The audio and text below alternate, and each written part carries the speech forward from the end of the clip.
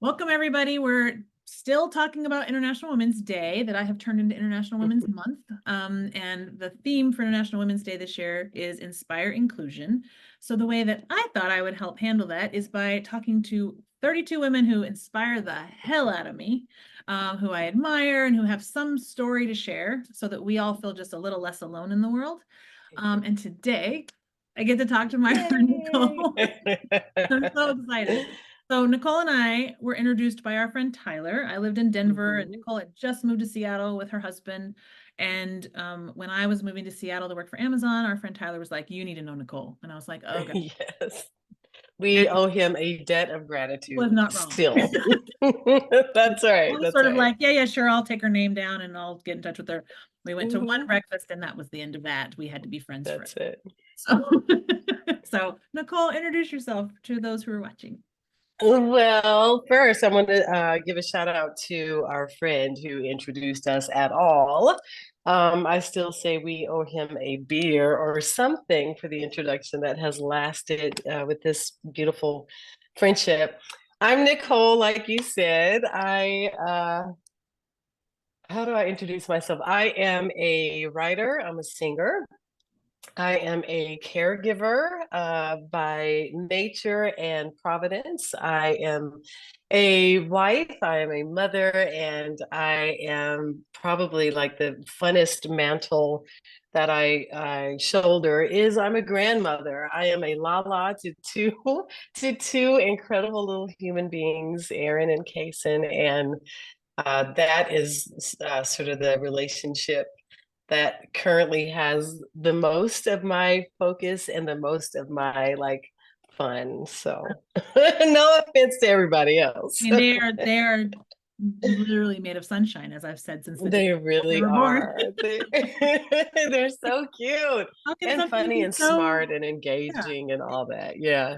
humans be so infused with sunshine? I don't It's understand so sweet. I it. know. So good. Well, so when I was planning this and thought, you were on my list immediately, of people I want to Mhm. talk to. Thank you.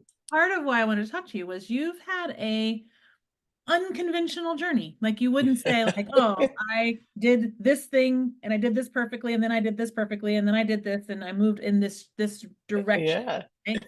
And so I think most of us like get sort of locked into like, "Oh, I need to have this is the path." And so Hmm. I want you to share some of your unconventional journey that makes you who you are today, this story that you have. Absolutely.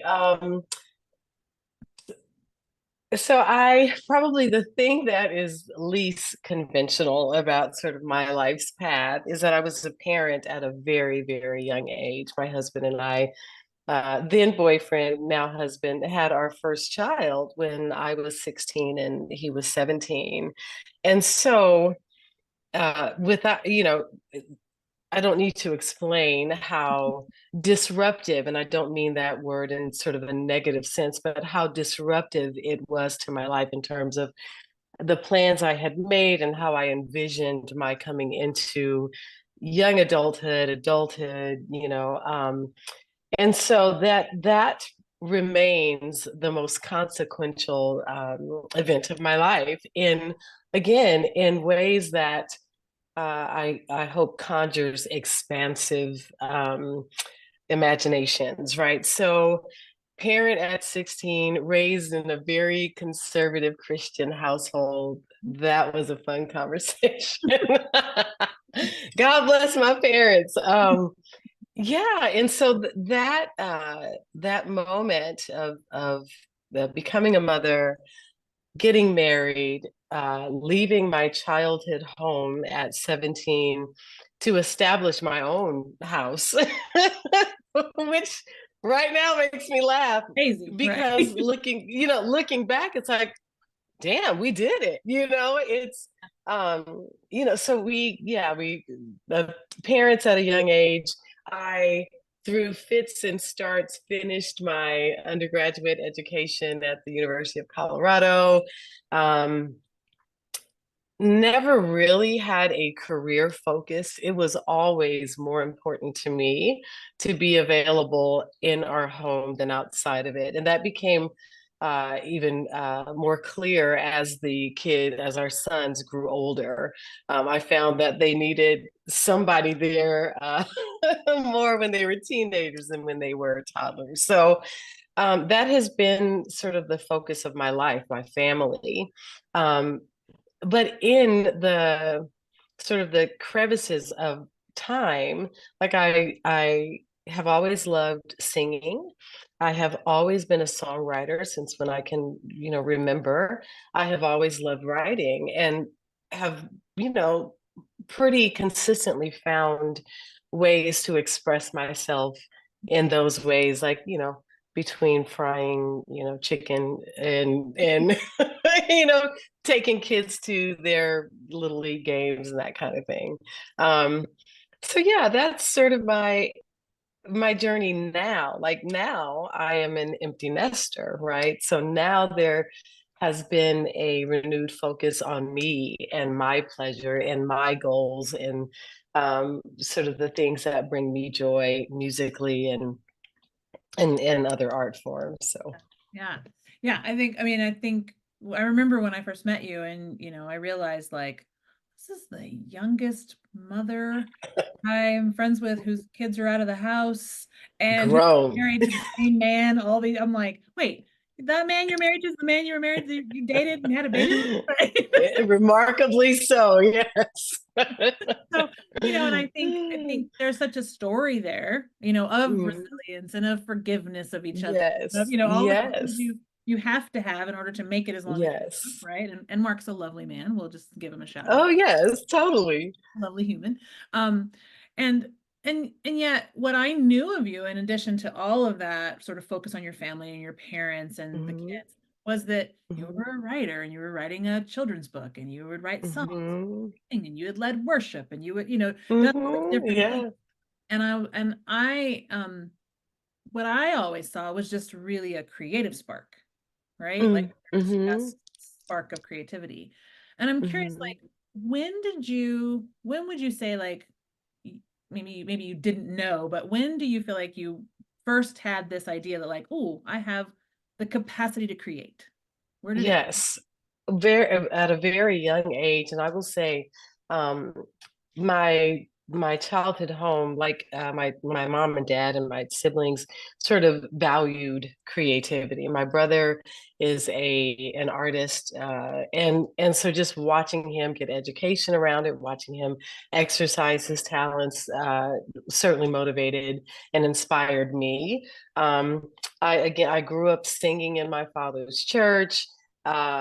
So performing was always sort of something that felt very natural to me, some in a space I'm very comfortable within.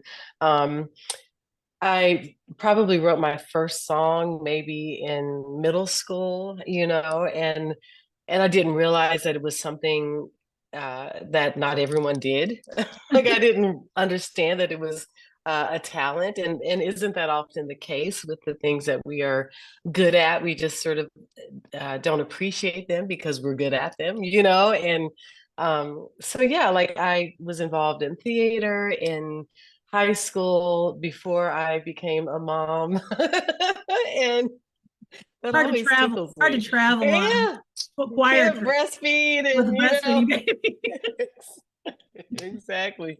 But no, it's and creativity is always something I have valued, but not, if I'm being honest, not something that I've always cultivated.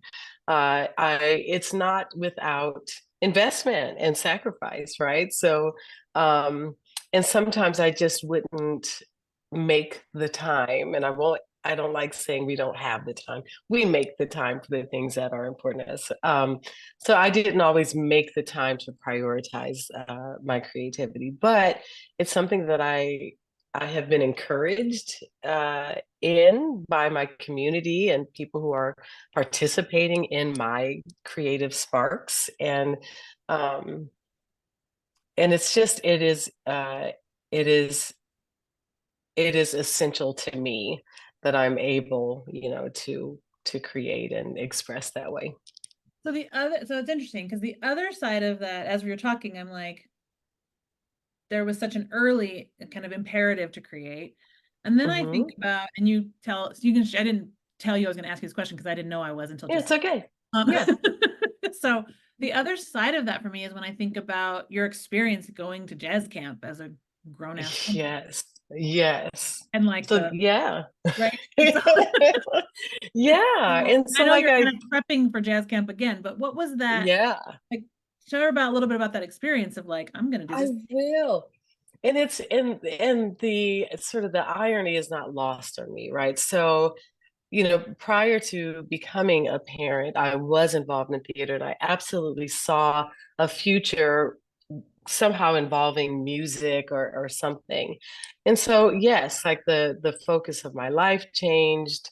And so I often sort of refer to myself as girl interrupted, like where most young women are coming into sort of experiential knowledge about, oh, I like this. Oh, I'm good at that. Oh, I don't like this. My my needs and wants were secondary to this human being who's like, I'm hungry. And so and figuring out marriage and starting a family. So, you know, these years later, having kept, the fires stoked, right? Like, yeah, I've again, like you said earlier, I was a worship leader in one of the largest churches in Denver. I've stayed involved in as much as I could, but this season of life, I'm able to invest more focus in education and goal setting. And one of the things I did last summer in sort of the spirit of investing in this part of my life was go to Jazz Camp West in Northern California, brought on by it's sponsored by Living Jazz, and I I played in the woods for a week with other musicians and discovered something in myself probably that I had not known because I never had to exercise that muscle. But I was in the spirit of courage and making myself vulnerable with strangers and sharing music and my voice and not only that but like giving the encouragement to others doing the same thing and finding community around that.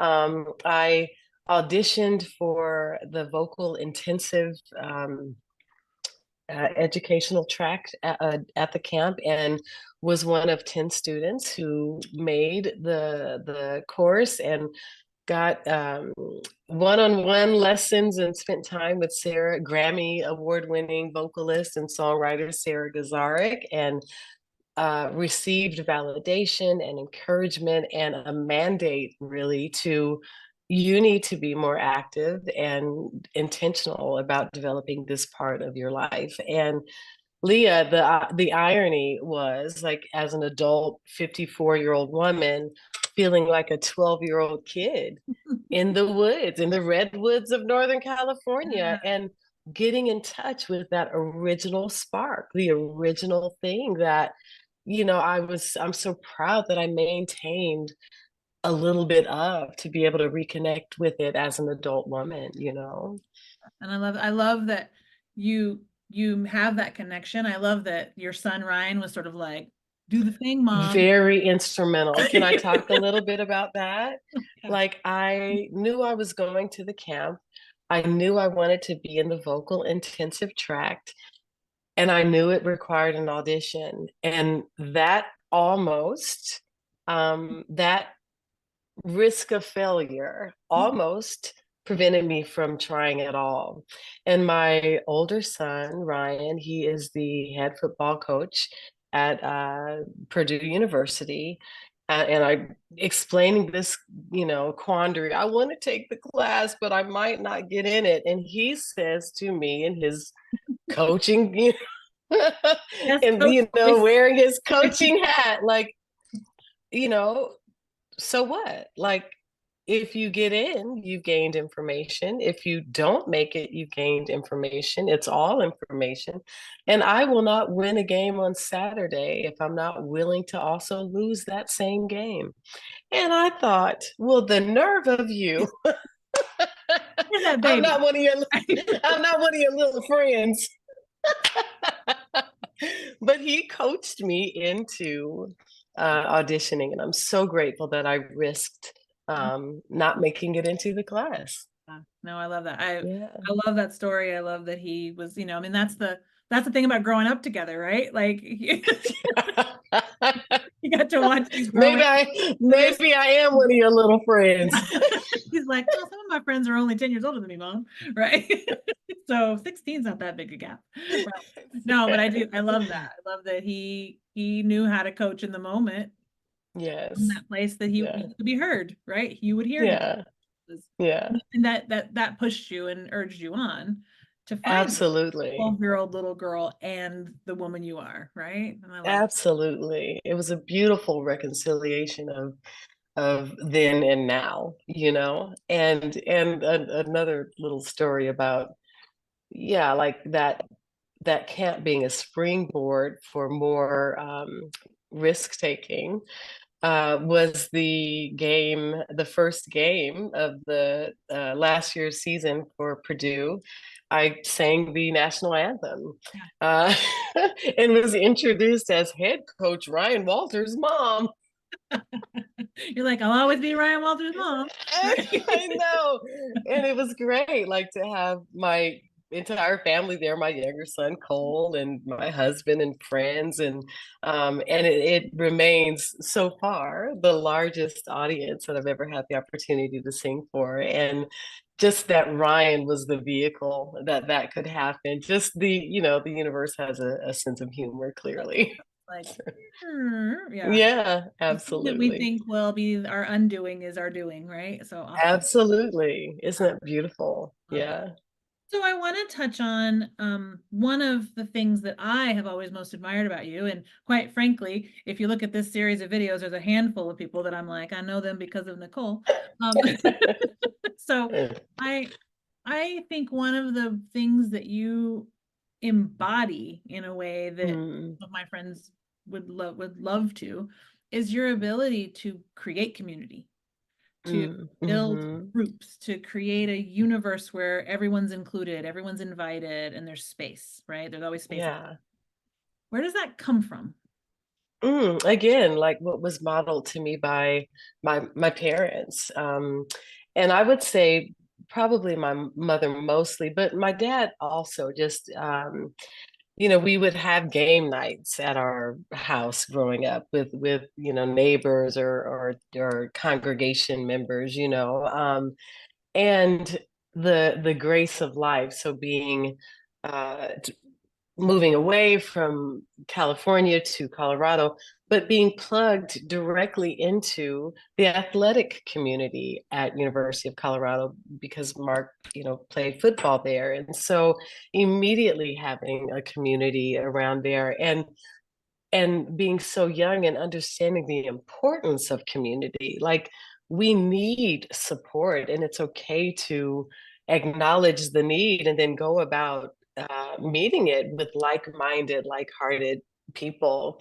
Um, and so I think I'm good at creating community because I appreciate community. I present as an extrovert.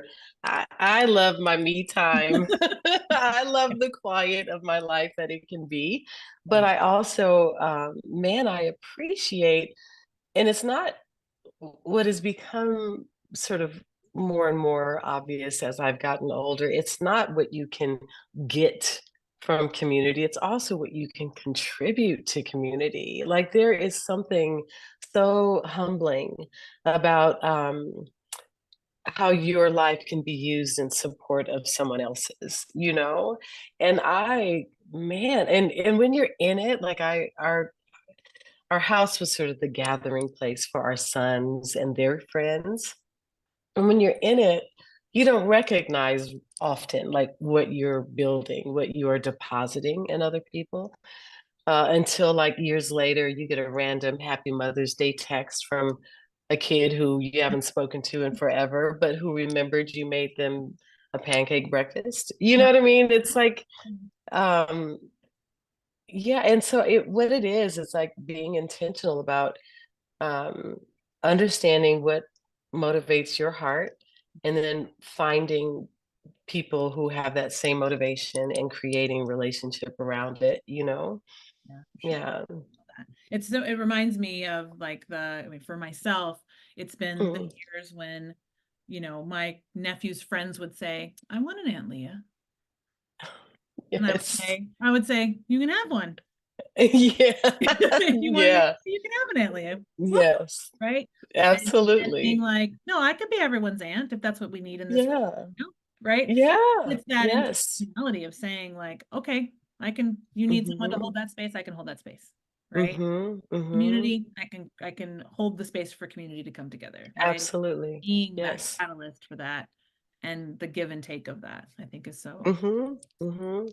And it can happen in so many different sort of like compartments in our lives, right? Like coming to Seattle, not knowing more than like two people, right? And how do I, now that I have the time, right? How do I connect musically? And going to these open mics around town and seeing the same faces and introduce, like it's all risk taking, ah, it's like it's important. um, and now, like on this side of the relationships, like me seeing newcomers to the community and being the one to say, hey, like, Right. yeah, it's beautiful. And these relationships transcend like the original thing, right? Like, yes, we are coming together around music, but man, like how are your kids? Right. Right. And so It can be a it's whole person, lovely. right? Like it can be a whole person Absolutely. community. Yeah. That's awesome. Okay, my last Yeah. question for you that I ask Yes. everyone. Yes. If you were giving young Mm. Nicole some advice that maybe would be beneficial to those who are listening, what would you tell her? I would say, the thing that has been the through line of this conversation is like fail, like risk it, like try more Yeah. and fall on your face, be embarrassed, right? Like, oh, I'm about to get emotional. All right. It's okay. Emotions welcome. Yeah. So, when my father, Robert Andrew Kennard, transitioned in 2020, and I had the privilege of supporting his transition, and in in a time of sort of lucidity as he was leaving, he said, I'm new at this. Yeah. Yeah. And he was new. He had never died before, right? Right. And that was so comforting to me. Like, we're new at every day, really. We've never had this day before. And I would tell a younger Nicole, you're new at this. You've never been a parent in this way. You've never been married in this way. And even when you get this way down, it'll present another way tomorrow. You know, Totally. you're new at this. And so learn. Yeah. Like you're not expected to know how. Like what we bring is our curiosity. What we bring is our willingness. What we bring is like the vulnerability to say, I'm gonna try this thing and I might fail, but I might succeed. And so that is the thing I would tell a younger Nicole, and the thing that I challenge today's Nicole with all the time. You're new at this. It's okay to be learning. Yeah. Oh, I love that. Yeah. 'Cause we can get so locked into like, this is my expertise. Mm, Like, hmm. what Yeah. does that mean? Right? And Yeah. Yeah. it's like, oh, okay, awesome. What else? What else is there? What else? Because that expertise may not help you today, right? That's right. And Right. so, but I love the idea of us always being new at things. And, I was telling someone earlier that was talking about, needing, I feel like I've been doing this a long time and I don't feel great about needing a coach around this or that. And I said, I have a coach. Mm, I am a yeah. coach with a coach because I need someone to Yes. coach me because there are things I don't know Absolutely. how to do. So I have coached all, roughly 800 hours of people over the last year, right? Yes, And yet I'm yes, a coach. absolutely. I'm new at coaching people, right? And Yeah, tomorrow I'll coach someone I haven't coached before and I'll be new at coaching that person. Right? absolutely. So It's the, and there's so much grace in that, you know, there's so much, and yeah, like there's vulnerability there to it in the admission, right? yeah. And there's loads of potential in the admission. Mhm. Yeah, I mean, even in what we were talking absolutely. about before we hit record, and I said, I'm Yeah, to date again. You know what? I've never been a yeah, 48-year-old woman dating in London. right. I mean, So absolutely. some days I'm like, ooh, this is hard. And then other days I'm like, Yeah, this is fun, yeah, right? right. And there's risk implicit in saying I'm Yes, gonna be yeah, 48-year-old woman who puts herself out there in a new city right. and tries again, right? Absolutely. And allowing it to be its own unique situation. I'm not who I was 5 years ago, right? Like, so just bringing our present day self to this present day moment, understanding that it's happening for the first time. Yeah. Yeah, Yeah. No, yeah. it's so interesting how often I've asked this question now a number of times, and there's always some thread of, you know, don't play small, take a risk, Mm, yeah, know yourself, be courageous. Like, yeah, and I think yes, this is another area where it's like, yeah, be okay with being new at it, right? absolutely. Those are all ways that we're saying as women, like, it's okay. You're all It's right. okay. You're all right. You You're know, all right. you're all right. Yeah, It's okay. yeah, I think that's it's beautiful how often there's just a thread of all of that coming in all these conversations. And so I love yeah. that Pastor Bob gave us a Mm. word on the way out. Absolutely. I'm new at this. I'm new at this. Yeah. Well, Nicole, thank Thank you you for for the having me. yeah. Thank you for letting me interview Thank you. you. No, this is I consider it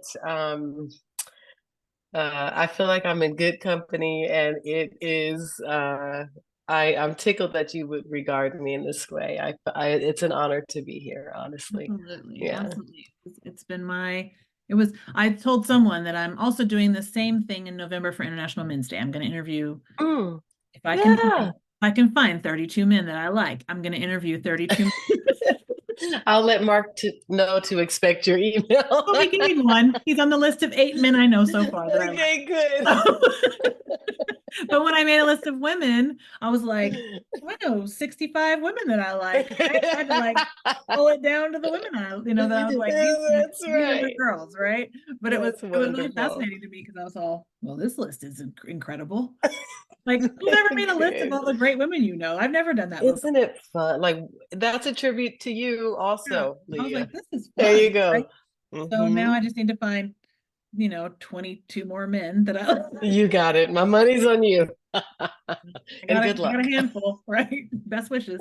No, I'm just kidding. Just kidding, That's everyone. I love right. men. I don't want to hear it. I don't want the comments. Like Yeah, yeah, yeah, yeah. Just don't, don't make a mountain here. exactly. So if you're watching this, you'll notice that right below us, there's a QR code where you can donate to the Malala Fund. The Malala Fund ensures that Awesome. women and girls have access to education in places where they traditionally have not. And we know that educating women and girls makes life better for everyone. So donate. Absolutely. So thanks, Nicole. This Donate. was super fun. Love you. Love you too.